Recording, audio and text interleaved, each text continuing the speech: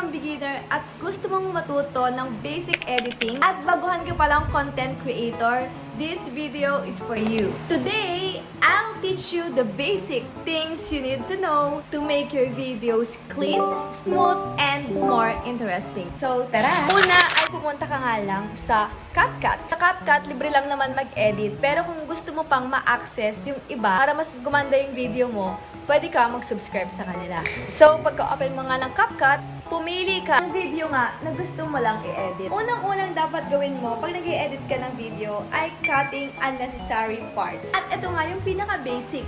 Tanggalin mo yung mga awkward poses, katulad na lang pag napablanko ka or yung mga redundant na sinasabi mo. Ito nga lang siyang gagawin. Pumunta ka nga sa iyong CapCut at pindutin ang new video. Next naman, pag nakahanap ka na, click mo lang yung add sa may baba. Pagkatapos nga, i-play mo lang yung video at alisin mo ang unnecessary parts ng clip mo. Ako, gusto ko magsimula ako dyan sa nag-hi ako. I-click mo lang yung mismong video mo at hanapin mo nga yung edit sa baba and click split. Tapos, pindutin mo lang yung first clip ng video mo kung ano yung aalisin mo mismo. Tapos nga, ay pindutin mo lang yung delete sa baba. I-play ko lang siya ulit. Ayan, nagsimula na ako dun sa nag-hi ako. Tapos, sa dulo ni CapCut, lagi siyang may ganyan. So, i-delete natin yan palagi. Pindutin nyo lang, then click delete. Pagtapos yan, click export sa may taas. Next naman ay yung transition. Siyempre, ang transition ay nakakatulong makonect ang bawat video mo ng smooth. You can use simple transitions like fade, zoom, for a clean and professional look. At ganito lang siya gagawin. Sa transition naman, i-click mo mismo yung video mo. Tapos, hanapin mo kung saan mo gustong mag-split. For example, dito ako sa may gitna. Then, click split sa may baba. Click mo lang yung gitna ng video, itong may line.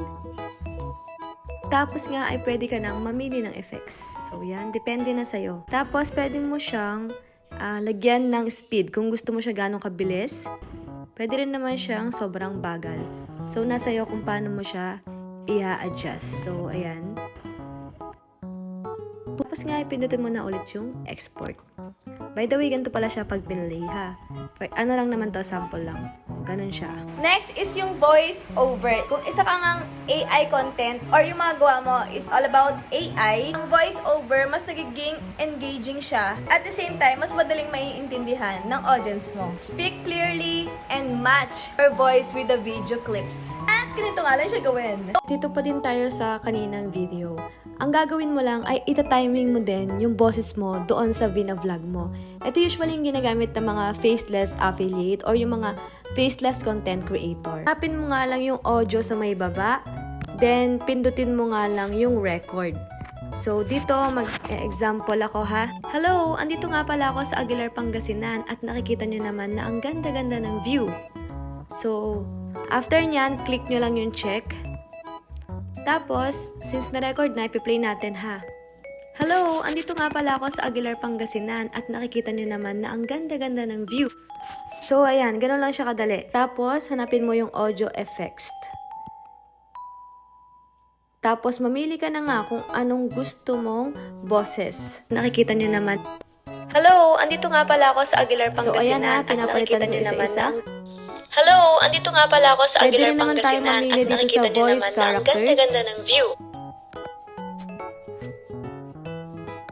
Hello, andito nga pala ako sa Aguilar, Pangasinan at nakikita niyo naman na ang So kapag ganda-ganda kontento ng ka na, view. pindutin mo lang yung check. Then click mo lang ulit yung export. Last naman na ituturo ko sa inyong pinaka-basic ay yung mag-a-add ka nga ng sound effects. Ang pag-a-add ng background music and simple sound effects ay makakatulong sa video mo para maging alive at more interesting.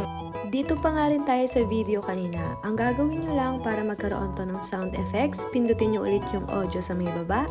Hanapin ninyo ang sound FX. So, ito yung effects. So, yan. Tapos nga, i-relate nyo din sa video ha. Ito kasi, syempre, example lang to. So, for example, ayan. Madalas ito yung mga naririnig nyo sa transition dito sa may swooshes. So, yan.